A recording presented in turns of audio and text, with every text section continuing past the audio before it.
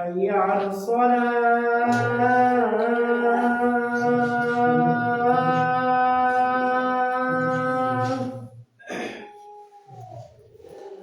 حي على الصلاة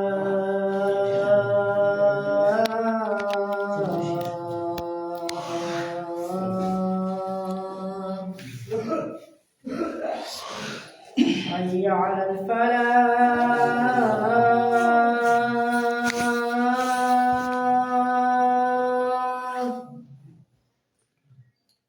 حي على الفلاح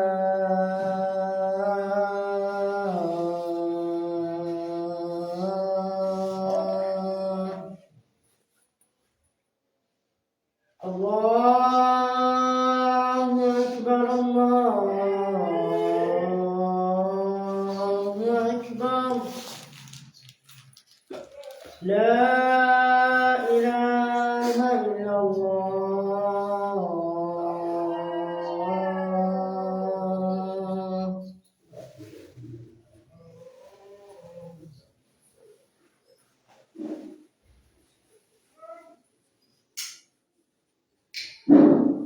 الحمد لله.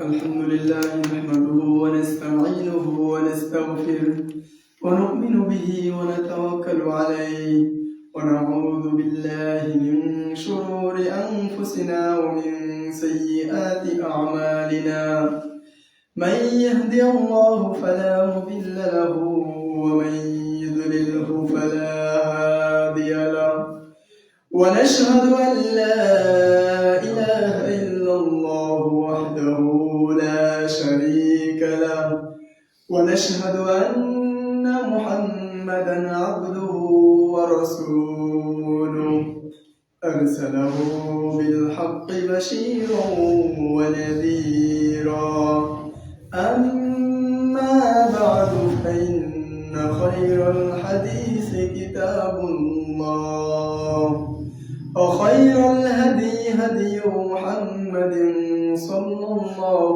عليه وسلم وشر الأمور محدثاتها وكل محدثة بدعة وكل بدعة ضلالة وكل ضلالة في النار أما بعد فأعوذ بالله من الشيطان الرجيم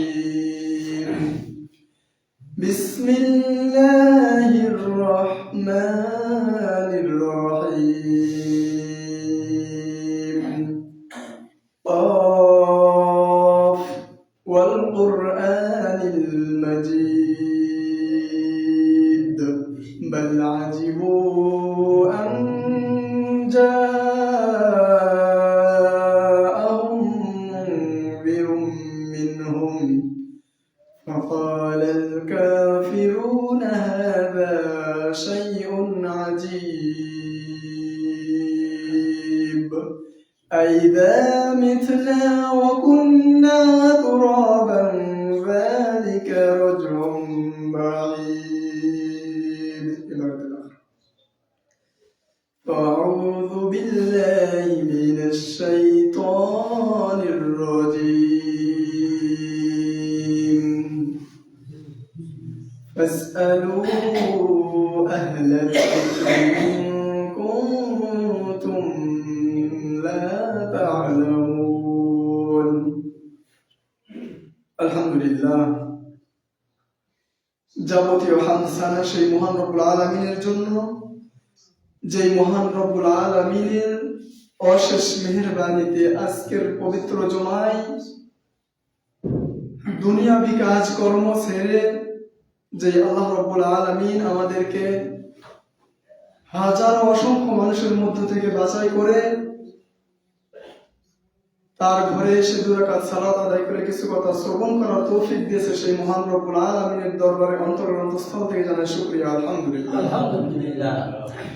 শান্তির ধারা বর্ষিত হোক সর্বকালের সর্বযুগের সর্বশ্রেষ্ঠ মানুষ,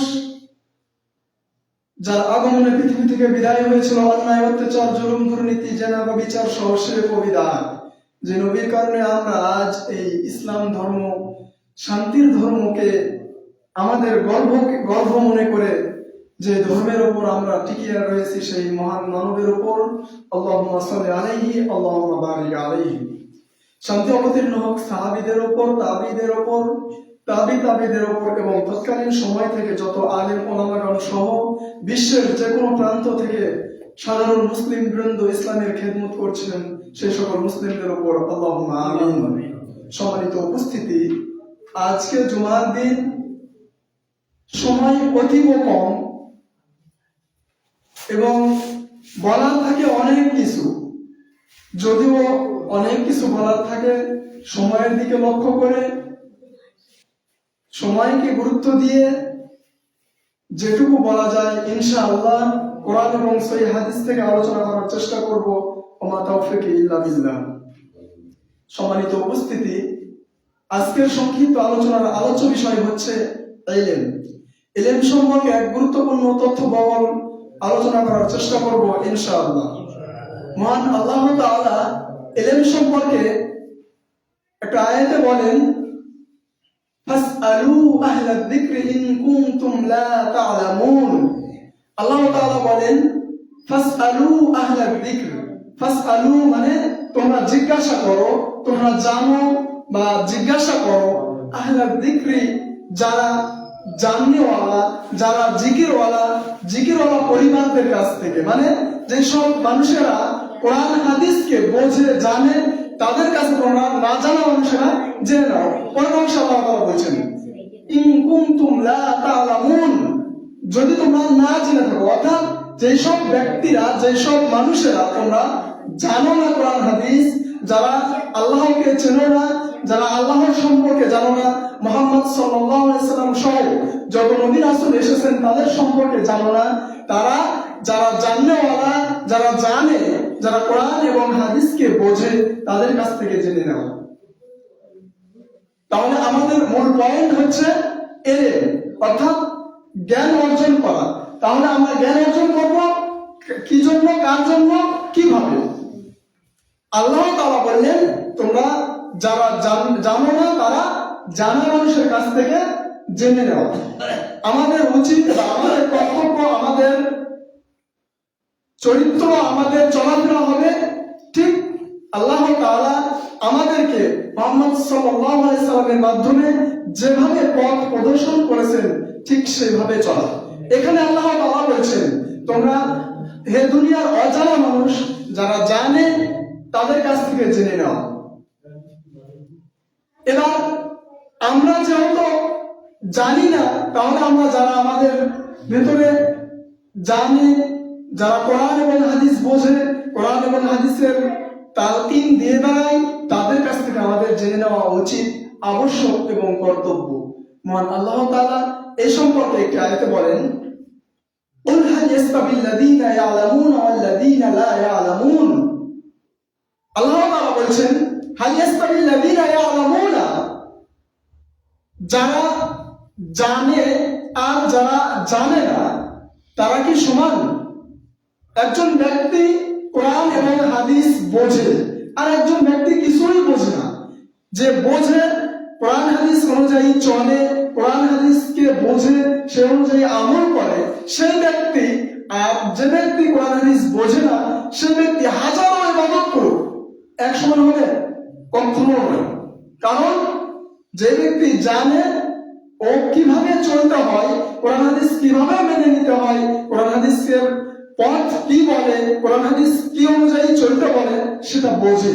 আর একজন মানুষ বোঝে না, সারাদিন নামাজে দাঁড়িয়ে সূরা ফাতিহা পড়েই চলে যাচ্ছে, এরপরে কি করতে হয় ও জানে না। সূরা ফাতিহা পরে আর কি করতে হয় ও জানে না। আবার যদিও জানে, এমন ভাবে পড়তেছে কোরআন যে সারাদিন পড়েও বিন্দু মাত্র উপকার হবে। যে জানে আর যে জানে না সে কি কখনো সমান? এর উদাহরণ দিতে আল্লাহ তাআলা আরেকটা আয়াতে বলছেন, যারা চক্ষুষ্মান, যারা চোখ দিয়ে দেখে আর যারা অন্ধ, তারা কি কখনো সমান? না। যারা চোখ দিয়ে দেখে ও দেখতে পাচ্ছে আমার সামনে দরজা রয়েছে, এই দিকে আমার যেতে হবে, আর যে দেখতে পায় না কল্পনা করে হয়তো দরজা পার হতে পারবে, তারপরে যে আমার হয়তো ব্যাক সাইড আছে সেদিকে যেতে পারবে না, কখনো নয়। অনুরূপ ভাবে আল্লাহ তাআলা দৃষ্টান্ত আল্লাহ তাআলা নিজে দিচ্ছেন যে যেমন যারা জানে আর যারা জানে না তারা সমান নয়, কেমন? যারা চোখ দিয়ে দেখে আর যারা দেখতে পায় না তারা যেমন সমান নয়। মানে একজন ব্যক্তি জানে আর একজন জানে না, এ কেমন সমান, কেমন এক সমান নয়? একজন ব্যক্তি দেখতে পায় আর একজন দেখতে পায় না, এরা যেমন সমান নয়। কারণ আপনি আপনার জ্ঞান দিয়ে, আমরা আমাদের জ্ঞান দিয়ে ভেবে দেখি।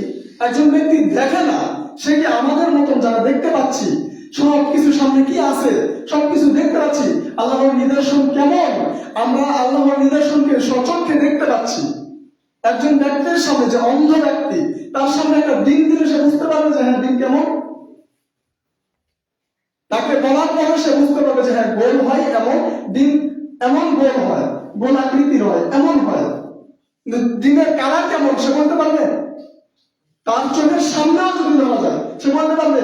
অথচ আপনার সামনে যদি এখান থেকে 100 গজ দূরেও দিন ধরা যায়, যদি বলা হয় যে এই দিনটা কেমন, এটা কি আপনি নির্দ্বিধায় বলবেন দিন। ঠিক অনুরূপ ভাবে একজন চক্ষুষ্মান আর অন্ধ ব্যক্তি যেমন সমান নয়, একজন জাননেওয়ালা জ্ঞানী ব্যক্তি আর একজন অজ্ঞ ব্যক্তি কখনো সমান নয়। বলছেন কে? আল্লাহ তাআলা। অতএব কোনদিন সমান হতে পারে না। যেমন ভাবে অন্ধকার রাত আর দিন সমান নয়, যেমন দিন আর অন্ধকার সমান নয়, ঠিক তেমনি যারা জানে আর যারা জানে না তারা সমান নয়। প্রিয় উপস্থিতি, বলছিলাম কোরআন আজকের আলোচনার বিষয় হচ্ছে যে এলেম অর্জন করা, এলেম সম্পর্কে বক্তৃতা বা এলেম সম্পর্কে আজকের আলোচনার মূল বিষয়। তাই আল্লাহ তাআলা এখানেও দৃষ্টান্ত দিয়ে আল্লাহ তাআলা এখানেও বলছেন যারা জানে আর যারা জানে না তারা সমান নয়। অতএব কিয়ামত পর্যন্ত একজন ব্যক্তির মর্যাদা, যারা জানেওয়ালা ব্যক্তি তার মর্যাদা উপরেই থাকবে। বলবে আল্লাহ তাআলা বলেন, ইরফাইল্লাহুল্লাযীনা আমানু মিনকুম ওয়াল্লাযীনা উতুল ইলমা দারাজাত। আল্লাহ তাআলা বলেন ইরফাইল্লাহুল্লাযীনা আমানু মিনকুম, আর তোমাদের মধ্য থেকে আল্লাহ তাআলা উঁচু মর্যাদা করে দেন ওই সব ব্যক্তিদের। والذين يرفع الله الذين آمنوا منكم والذين أوتوا العلم درجات, যারা আল্লাহর ইলম, আল্লাহর দেওয়া পথ ও প্রদর্শন অনুযায়ী কোরআন এবং হাদিসকে বুঝে নেয়, কোরআন এবং হাদিসকে মেনে নেয়। অর্থাৎ আল্লাহ তাআলা যারা জ্ঞান অর্জন করে, যারা জানে, তাদের মর্যাদা কত উঁচুতে দিয়েছেন। আল্লাহ তাআলা বলেন ইরফাইল্লাহুল্লাযীনা আমানু মিনকুম ওয়াল্লাযীনা উতুল ইলমা দারাজাত, তোমাদের মধ্যে সবচেয়ে উঁচু মর্যাদা ওই ব্যক্তির যে কি করে, জানে, কোরআন এবং হাদিস শিক্ষা অর্জন করেন। কোরআন এবং হাদিসের ফজিলত কেমন রাসূলুল্লাহ সাল্লাল্লাহু আলাইহি ওয়াসাল্লাম বলেন, মান খারাজা ফি তালাবুল ইলমি ফি সাবিলিল্লাহ হাত্তা ইয়ারজিআ। হাদিসটি ইমাম তিরমিজি রাহিমাহুল্লাহ হাসান বলেছেন, নাসিরউদ্দিন আলবানী রাহিমাহুল্লাহ হাসান বলেছেন। যদিও প্রথম পর্যায়ে তারা গরীব বলেছিলেন, কিন্তু পরবর্তীতে তারা হাসান বলেছেন, অর্থাৎ হাদিসটি সহিহ। রাসূল সাল্লাল্লাহু আলাইহি ওয়াসাল্লাম বলেন, মান খারাজা ফি তালাবুল ইলমি ফি ফাহুয়া ফি সাবিলিল্লাহ, যে ব্যক্তি আল্লাহর রাস্তায়, যে ব্যক্তি আল্লাহর জন্য, যে ব্যক্তি মান খারাজা ফি তালাবুল ইলম, বাড়ি থেকে একজন ইলম অর্জনকারী বের হলেন, যে ব্যক্তি ইলম অর্জনের জন্য বের হয়, ফাহুয়া ফি সাবিলিল্লাহ, সে আল্লাহর রাস্তায় থাকে। কতক্ষণ? হাত্তা ইয়ারজিআ, যতক্ষণ পর্যন্ত সে বাড়ি না ফিরে আসে। অর্থাৎ আপনার সন্তান বাড়ি থেকে বের হলো ইলম অনুসন্ধানের জন্য, কোরআন এবং হাদিসকে জানার জন্য, তো ওই সন্তান কোরআন এবং হাদিসকে জানার জন্য বের হওয়া মানে রাসূলুল্লাহ সাল্লাল্লাহু আলাইহি ওয়াসাল্লাম বলেন ফাহুয়া ফি সাবিলিল্লাহ, ও ব্যক্তি আল্লাহর রাস্তায় রয়েছে। মানে যদি ইলম অর্জন করতে গিয়ে ওই আপনার ওই সন্তানের মৃত্যু হয়, ইলম অর্জন করতে গিয়ে ওই সন্তানের মৃত্যু হলে রাসূলুল্লাহ সাল্লাল্লাহু আলাইহি ওয়াসাল্লামের ভাষায় সে শহীদ মৃত্যুবরণ করবে। সুবহানাল্লাহ ওয়া বিহামদিহি। দুঃখিত, বুঝতে পারলাম না। রাসূলুল্লাহ সাল্লাল্লাহু আলাইহি ওয়াসাল্লাম বলেছেন, মান খারাজা ফি তলাবুল ইলম, যে ব্যক্তি ইলম অনুসন্ধানের জন্য বের হয়, ফাহুয়া ফি সাবিলিল্লাহ, সে আল্লাহর রাস্তায় থাকে। অর্থাৎ সে ব্যক্তি যদি ইলম অর্জন করতে গিয়ে আপনার সন্তান, আপনার ভাই, আপনার বোন, আপনার মেয়ে ইলম অর্জন করতে গিয়ে যদি মৃত্যুবরণ করে, তাহলে এই ব্যক্তির মর্যাদা কোথায়? শহীদ মর্যাদা। সুবহানাল্লাহ। কতক্ষণ পর্যন্ত? যতদিন পর্যন্ত তার ইলম অর্জন করা শেষ না হবে, যতদিন পর্যন্ত সে ইলম অর্জন করার মধ্যে থাকবে। মুহাদ্দিসগণ এই হাদিসের ব্যাখ্যা করেন, যদি কোনো ব্যক্তি ইলম অর্জন করতেছে করতে করতে একবারে শেষ বয়স পর্যন্ত চলে যায়, তারপরে কোরআন হাদিস জানার ইচ্ছায় থাকে, কোরআন হাদিস জানতে থাকে, তাহলে সেই ব্যক্তি ওই বয়সেও যদি মৃত্যুবরণ করে, তাহলে সেই ব্যক্তি শহীদ মৃত্যুবরণ করবে। তাহলে ইলম অর্জনের গুরুত্ব কত? ইলম অর্জনের গুরুত্ব সম্পর্কে ওসমান ইবনে আফফান রাদিয়াল্লাহু তাআলা আনহু থেকে বর্ণিত, তিনি বলেন, রাসূলুল্লাহ সাল্লাল্লাহু আলাইহি ওয়াসাল্লাম বলেছেন, খায়রুকুম মান তাআল্লামা আল কুরআনা ওয়া আল্লামা। রাসূলুল্লাহ সাল্লাল্লাহু আলাইহি ওয়াসাল্লাম বলেন, খায়রুকুম মান তাআল্লামা আল কুরআন ওয়া আল্লামাহু। রাসূলুল্লাহ সাল্লাল্লাহু আলাইহি ওয়াসাল্লাম বলেন, যে ব্যক্তি কোরআন হাদিস শিক্ষা গ্রহণ করে, যে ব্যক্তি কোরআন শিক্ষা করে এবং শিক্ষা দেয়, খায়রুকুম মানে তোমাদের মধ্যে উত্তম ওই ব্যক্তি, মান তাআল্লামাল কোরআন, যে ব্যক্তি কোরআনকে শিক্ষা করে, ওয়া আল্লামাহু এবং যে শিক্ষা দেয়। বুঝতে পারলাম না? হাদিসের সারমর্ম হচ্ছে কোন ব্যক্তি উত্তম? যারা নিজেরা কোরআন শিক্ষা করতেছে। আমি কোরআন শিক্ষা করতেছি, আপনি কোরআন শিক্ষা করতেছেন, আপনার বয়স দেখে না, কিন্তু যে কোনো বয়সের হতে পারে। একজন বৃদ্ধ মানুষও যদি কোরআন শিক্ষা করতে চায় আর শিক্ষা করে, তাহলে রাসূলুল্লাহ সাল্লাল্লাহু আলাইহি ওয়াসাল্লাম বলেছেন, ওই ব্যক্তিও মানে যে ব্যক্তি কোরআন শিক্ষা করে এবং শিক্ষা দেয়, পৃথিবীর সব মানুষের মধ্যে সবচেয়ে উত্তম ব্যক্তি ওই ব্যক্তি।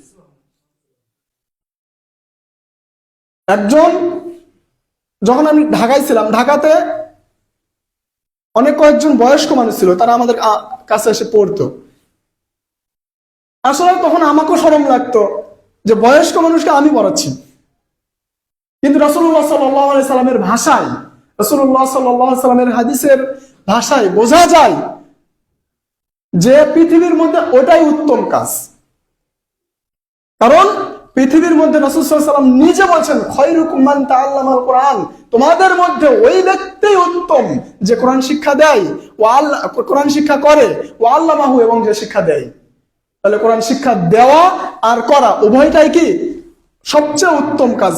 পৃথিবীর সব মানুষের চেয়ে উত্তম কাজ কোরআন শিক্ষা দেওয়া এবং কোরআন শিক্ষা করা। রাসূলুল্লাহ সাল্লাল্লাহু আলাইহি সাল্লাম এই সম্পর্কে আরো বলেন, মান সালাকা তরিকান ইলতামিসু ফিহি ইলমান সাহালাল্লাহু লাহু বিহি তরিকান।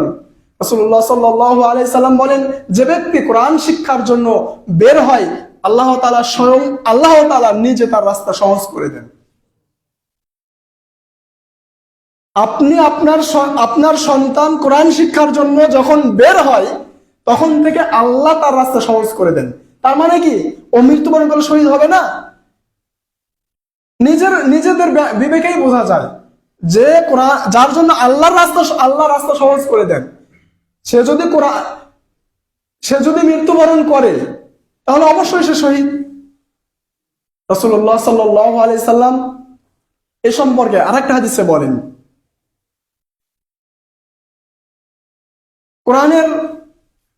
কোরআন হাদিসে শিক্ষার মর্যাদা দিতে গিয়ে রাসূল সাল্লাল্লাহু আলাইহি সাল্লাম বলেন, হাদিসটি আবু হুরায়রা রাদিয়াল্লাহু তাআলা আনহু থেকে বর্ণিত, তিনি বলেন, রাসূলুল্লাহ সাল্লাল্লাহু আলাইহি সাল্লাম বলেছেন, ইযা মাতাল ইনসান, যখন একজন মানুষ মৃত্যুবরণ করে, ইযা মাতাল ইনসান, যখন কোনো মানুষ মৃত্যুবরণ করে, ইনকাতা আনহু আমালুহু, তখন তার সমস্ত আমলের দরজা বন্ধ হয়ে যায়। মানে মানুষ যখন থেকে শ্বাস বন্ধ হয়ে যায়, তখন তার সমস্ত আমলের দরজা বন্ধ হয়ে যায়। মানে সে আর কোনো আমল করতে পারবে না, চাইলেও আর পারবে না।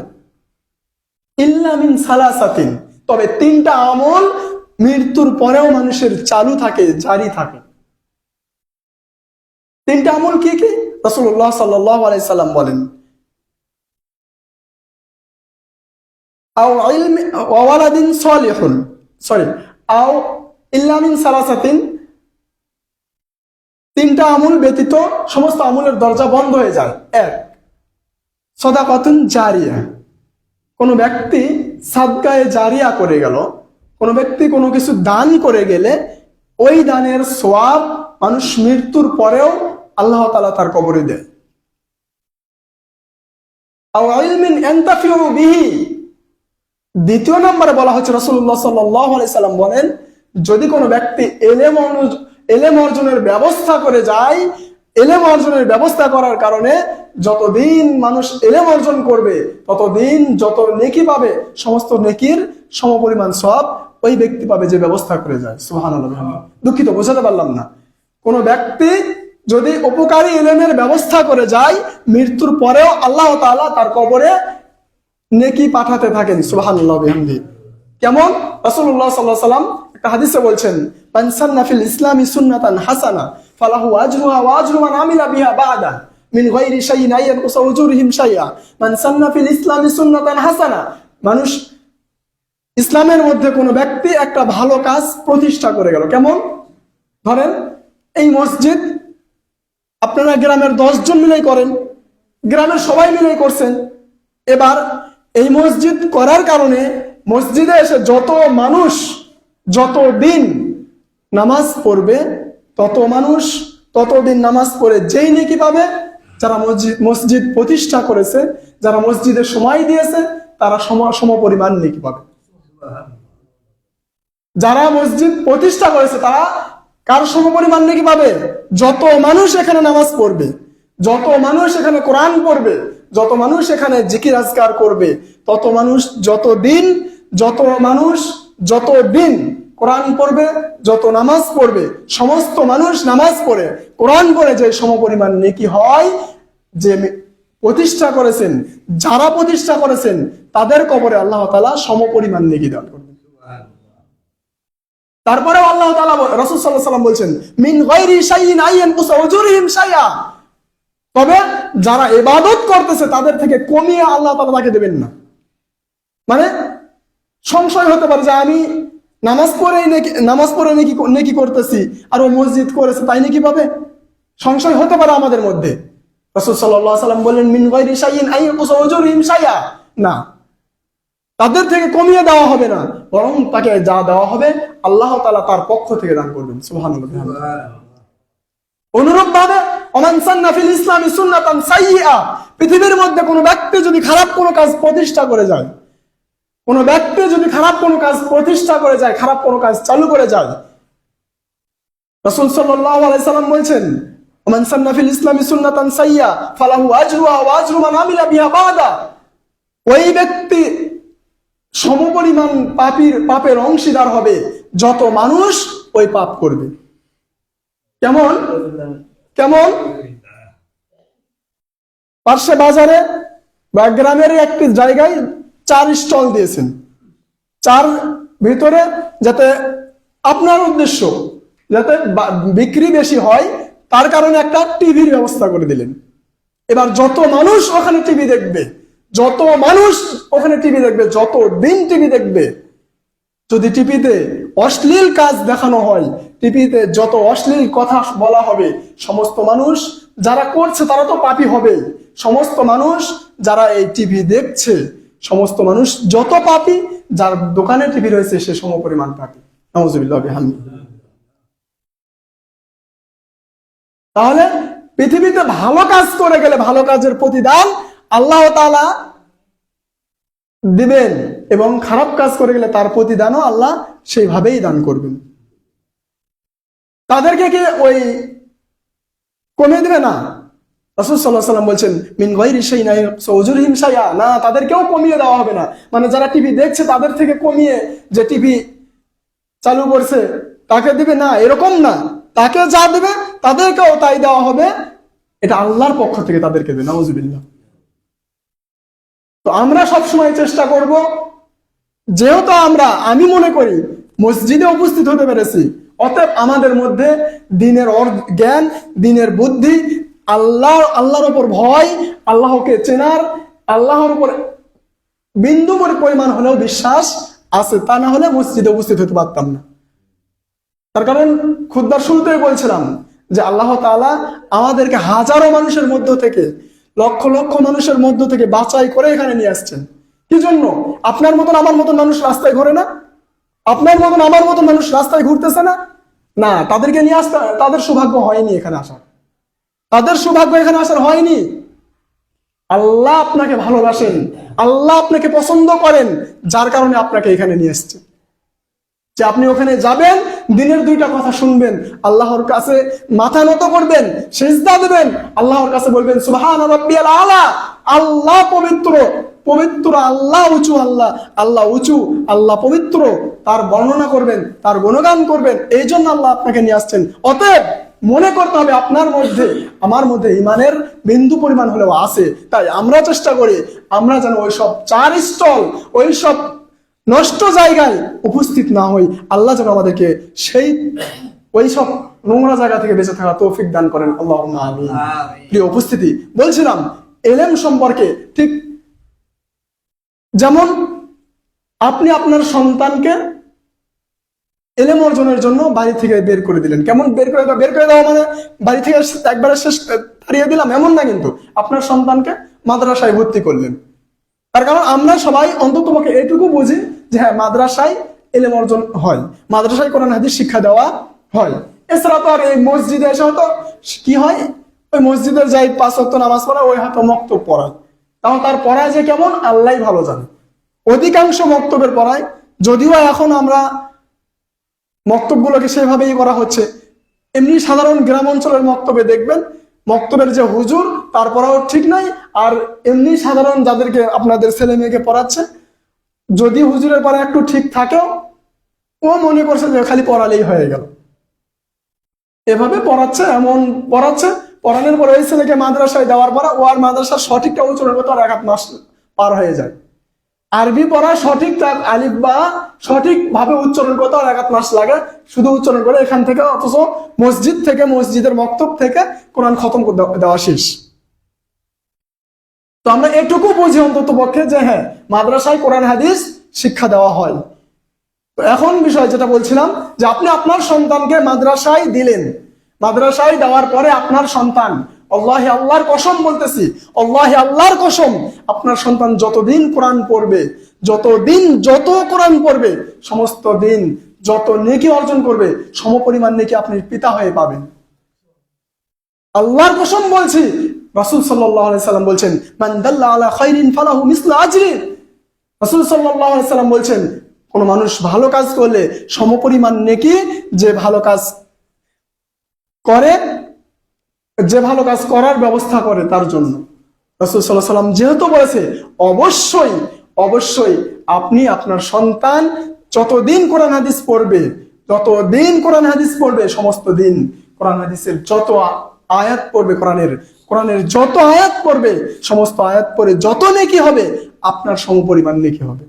শুধু কি তাই, আপনার সন্তান এই যে কোরআন শিক্ষা করলো, ধরেন কোরআনের হাফেজ হয়েছে, হাফেজ হওয়ার পরে দাওরা হাদিস শেষ করেছে, তারপরে আরো যদি সেরকম হয়, আল্লাহ কবুল করে, মদিনা বিশ্ববিদ্যালয়ে গেল বা অন্য বিশ্ববিদ্যালয়ে যায়, সেগুলোতে ডিগ্রি অর্জন করে, এবার আসে যখন সেও শিক্ষা দেবে, আসে তো আর বসে থাকবে না, সেও চেষ্টা করবে কি আরো 10 জন যেন তার থেকে মানুষ হয়।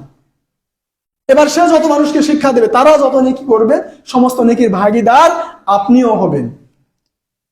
তাহলে এটা কি আপনার জন্য সৌভাগ্য নয়? এর থেকে সৌভাগ্য আমরা আর কি মনে করি? এই জন্য রাসূল সাল্লাল্লাহু আলাইহি সাল্লাম বলছেন, মানুষ মৃত্যুর পরে সমস্ত আমল বন্ধ হয়ে যায়, 3টা আমল ব্যতীত। তার 2য় নম্বরে হচ্ছে আও ইলমিন ইয়ানতাফিউ বিহি, যদি কোনো ব্যক্তি উপকারী ইলমের ব্যবস্থা করে যায়। আপনি পিতা হয়ে আপনার সন্তানকে ইলম অর্জনের জন্য যত কষ্ট করা লাগে করতেছেন, অবশ্যই আল্লাহ এর প্রতিদান দান করবেন। এবার আপনি আপনার সন্তানকে এলেম অর্জনের ব্যবস্থা করে দিলেন, আপনার সন্তান এলেম অর্জন করলো, এরপরে আরো যত মানুষকে এলেম অর্জনের জন্য তা সে শিক্ষা দেবে, তারপরে তারা শিক্ষা দেবে। এইভাবেই আল্লাহর পথ, আল্লাহর দেখানো, আল্লাহর দেওয়া পথ, মুহাম্মদ সাল্লাল্লাহু আলাইহি সাল্লামের দেখানো পথ বিস্তার লাভ করবে, ইসলামের বিজয় লাভ হবে। এইভাবেই, এই জন্যই আপনাদের কাছে আমাদের জোরালো দাবি, যার সন্তান রয়েছে সেই সন্তানকে ইসলামী শিক্ষায় শিক্ষিত করুন। আল্লাহ তাআলা কবুল করুন, আল্লাহুম্মা আমিন। প্রিয় উপস্থিতি, বলছিলাম কোরআন এলেমের অনেক অনেক অনেক ফজিলত রয়েছে, এলেমের অনেক মর্যাদা রয়েছে। তাই এলেম অর্জনের জন্য অন্তত পক্ষে ফারজিয়াত আদায় করার জন্য হলেও কোরআন এবং হাদিস শিক্ষা আপনার সন্তানকে শিক্ষা করাতেই হবে। অন্তত পক্ষে ফারজিয়াত আদায় করার জন্য, অর্থাৎ মানে এলেম অর্জন করা যতটুকু আপনার সন্তানের জন্য, আপনার জন্য কোরআন হাদিস অনুযায়ী চলার জন্য আপনার সন্তানের যতটুকু প্রয়োজন সেটুকু হলেও শিক্ষা করাতেই হবে। তাই আসুন আমরা সবাই চেষ্টা করি, আমরা সবাই মিলে নিজেদের সন্তানকে ইসলামী শিক্ষায় শিক্ষিত করি, কোরআন এবং হাদিসের শিক্ষা সন্তানদেরকে দান করি, সন্তানকে দেওয়ার ব্যবস্থা করি। আল্লাহ আমাদের তৌফিক দান করুন, আল্লাহুম্মা আমিন।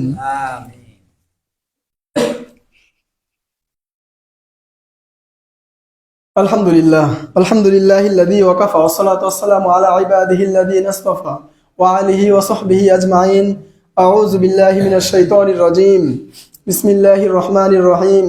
ইযা জাআ নাসরুল্লাহি ওয়াল ফাth ওয়া রাআইতান নাসা ইয়াদখুলুনা ফী দীনিল্লাহি আফওয়াজা ফাসাব্বিহ বিহামদি রাব্বিকা ওয়াস্তাগফির ইন্নাহু কানা তাওয়াবা। সম্মানিত উপস্থিতি, আলোচনা হচ্ছিল এলেম সম্পর্কে। প্রিয় উপস্থিতি, আসলেই এলেমের মর্যাদা অনেক অনেক অনেক বেশি, যার বর্ণনা কিছুটা হলেও আপনারা শুনলেন। আসলে এলেমের মর্যাদা এভাবেই দেওয়া আমাদের জন্য জরুরি। রাসূল সাল্লাল্লাহু আলাইহি সাল্লাম বলেন, এলেমের ফজিলত দিতে গিয়ে, এলেমের ফজিলত দেখাতে গিয়ে রাসূল সাল্লাল্লাহু আলাইহি সাল্লাম বলেন যে ব্যক্তি শিক্ষা দেয় আর যে শিক্ষা করে, মানে এলেম অর্জন করে আর যারা এলেমের শিক্ষা দেয়, যারা এলেম অর্জন করে আর যারা শিক্ষা দেয়, তাদের মর্যাদা কেমন। তাদের জন্য রাসূল সাল্লাল্লাহু আলাইহি সাল্লাম বলেন, ইন্নাল্লাহা ওয়া মালাইকাতাহু, নিশ্চয় আল্লাহ এবং ফেরেশতাগণ, আহলুস সামাওয়াতি ওয়াল আরজ, আসমান এবং জমিনের মধ্যে আরো যা কিছু রয়েছে, হাত্তা নামলাতা, এমনকি গর্তের পিপিলিকা, ইন্নাল্লাহা ওয়া মালাইকাতাহু আহলুস সামাওয়াতি ওয়াল আরদি হাত্তা নামলাতা ফি জুহরিহা ওয়া হাত্তাল হুত লা ইউসাল্লুনা আলা মুআল্লিমিন নাসিল খায়র। রাসূল সাল্লাল্লাহু আলাইহি সাল্লাম বলেন, আল্লাহ এবং ফেরেশতাগণ, তারপর গর্তের, আসমান এবং জমিনের মধ্যে যা কিছু রয়েছে, এরপর গর্তের পিপিলিকা সহ সমুদ্রের মাছ পর্যন্ত যারা কোরআন শিক্ষা করে আর যারা শিক্ষা দেয় তাদের জন্য দোয়া করে। সুবহানাল্লাহ। প্রিয় উপস্থিতি, আপনার সন্তানের জন্য কারা দোয়া করেন? গর্তের পিপিলিকা পর্যন্ত আপনার সন্তানের জন্য দোয়া করবে, সমুদ্রের মাছ আপনার সন্তানের জন্য দোয়া করবে। শুধু কি তাই, ফেরেশতারা আপনার সন্তানের জন্য দোয়া করে। আল্লাহ তো রহমত করবেন।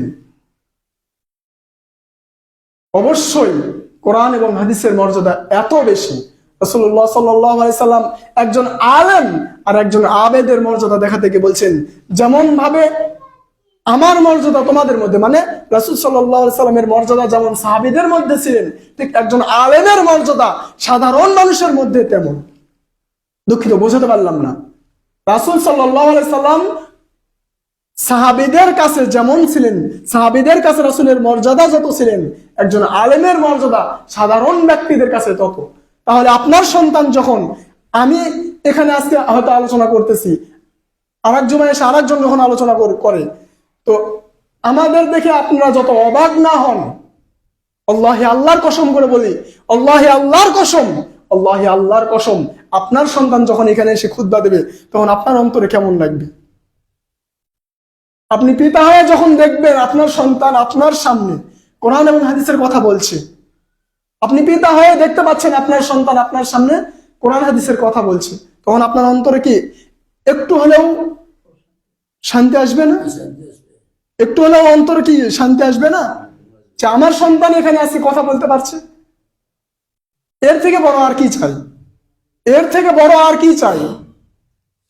যেমন দেখেন, গ্রামের হয়তো একটা ছেলে ডাক্তার হয়েছে, গ্রামের একটা ছেলে কি ডাক্তার হয়েছে, আল্লাহর কসম করে বলি, পিতা হলে ওই ওই ছেলের বাবার অন্তরে অবশ্যই অবশ্যই প্রশান্তি আসবেই আসবে, যে হ্যাঁ আমার সন্তান এখান থেকে ডাক্তার হয়েছে। তবে এর থেকেও বেশি, ওই সন্তানের ডাক্তারের থেকেও বেশি কোন সন্তান যদি, কারো সন্তান যদি ইসলামী শিক্ষায় শিক্ষিত করে, কোরআন হাদিস ভালোভাবে কোরআন হাদিসের জ্ঞান অর্জন করার পরে যদি এখানে এসে দাঁড়ায়, তো তার অন্তরে তার চাইতে ওই যার বাবা ডাক্তার, তার বাবার চেয়ে যে আলেম, তার অন্তরে অনেক অনেক অনেক গুণে বেশি প্রশান্তি আসবে। তার কারণ কি? ওই ডাক্তার হওয়ার পরেও যখন সে মৃত্যুবরণ করবে, তার পিতা মৃত্যুবরণ করবে, তখন সে জানাজায় দাঁড়াতে পারবে না। একজন ডাক্তার হয়েছে, এমবিবিএস ডাক্তার হয়েছে, বড় জায়গার ডাক্তার হয়েছে, পিতার অন্তরে যতদিন বেঁচে আছে ততদিন প্রশান্তি আসবে, এ কথাই স্বাভাবিক। কিন্তু একজন আলেম হওয়ার পরে পিতার অন্তরে যেমন প্রশান্তি আসবে, ওই ডাক্তার হওয়ার পরে তেমন মনে বল থাকে, অবশ্যই অবশ্যই ওই সন্তান আপনি মৃত্যুর পরে আর কাউকে কোনোদিন কোনো হুজুরকেও বলবে না যে হুজুর আমার বাবার জানাজা করান। তার কারণ কি? সে দেখবে না আমার পিতা আমি জানাজা করলে সবচেয়ে বেশি ভালো হবে। তাহলে এর চেয়ে প্রশান্তি আর কি চান? আপনি বেঁচে থাকতেই আপনি মনে করবেন যে না, আমি মরে গেলে আমার সন্তানে আমার জানাজা পড়াবে। তাই আপনাদের কাছে জোরালো দাবি, আল্লাহ আপনাদের মনের আশা আকাঙ্ক্ষা পূরণ করুন, আল্লাহুম্মা আমিন।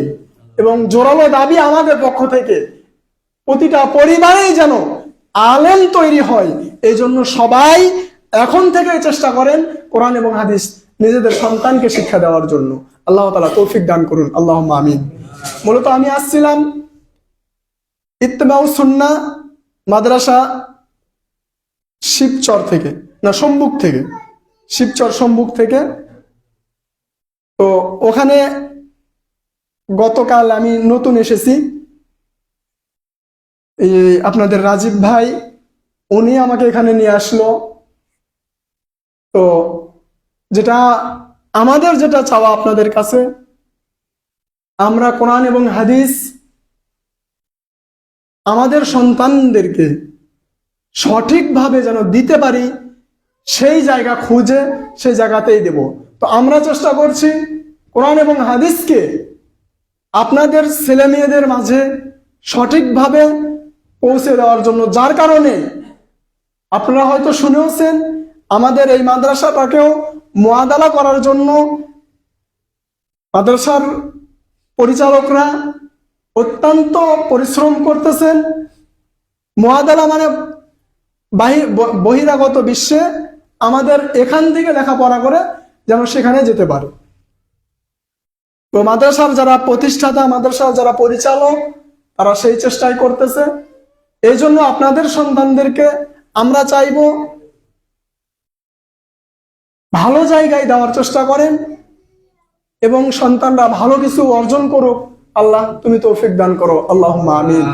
পরিশেষে আল্লাহ তোমার কাছে চাওয়া, আমরা যেন আমাদের সন্তানদেরকে তুমি কে, তোমার দিন কি এবং তোমার দিনে কিভাবে চলতে হবে, এই পথ দেখিয়ে নিজেদের জীবনকে, নিজেদের শ্বাস এরপরে তুমি নিও। আল্লাহ তোমার কাছে এই চাওয়াটা আমাদের থাকলো, আল্লাহুম্মা আমিন। আল্লাহ আমাদের সন্তানদেরকে ইসলামী শিক্ষায় শিক্ষিত করে তারপরে আমাদেরকে তোমার কাছে নিও, আল্লাহুম্মা আমিন। এবং যতদিন পর্যন্ত ইসলাম না বুঝবো, যতদিন পর্যন্ত ইসলাম না বুঝবো, ততদিন পর্যন্ত আমাদেরকে নিও না, আল্লাহুম্মা আমিন। আল্লাহ তোমাকে চিনে তোমার পথে চলে, তোমার পথে চলতে চলতে যেন আমাদের শ্বাস ত্যাগ হয়, আল্লাহ তুমি সেই তৌফিক দান করো, আল্লাহুম্মা আমিন। কারণ আল্লাহ কোরআনের আয়াতে তোমার দেখানো পথ অনুযায়ী দেখেছিলাম, আল্লাহ তুমিই বলেছিলে ওয়ালা তামুতুন্না ইল্লা ওয়া আনতুম মুসলিমুন, তোমরা যতক্ষণ পর্যন্ত মুসলিম না হবে ততক্ষণ পর্যন্ত মৃত্যুবরণ করিও না। তাই তোমার কাছেই চাই আল্লাহ, যতদিন পর্যন্ত প্রকৃতপক্ষে মুসলিম না হতে পারি, যতদিন পর্যন্ত তোমার দেখানো পথে ভালোভাবে না চলতে পারি, ততদিন পর্যন্ত তুমি আমাদেরকে নিও না। এবং যখন আমাদেরকে নেবে তখন যেন তোমার তাসবিহ পড়তে পড়তে তোমার দিনের উপর অটল থেকেই যেন আমাদেরকে নেও। আল্লাহ, তোমার কাছে এই আশা, এই দাবি রেখে আজকের সংক্ষিপ্ত আলোচনা ইতি করতেছি। সুবহানাকাল্লাহুম্মা ওয়া বিহামদিকা আশহাদু আল্লা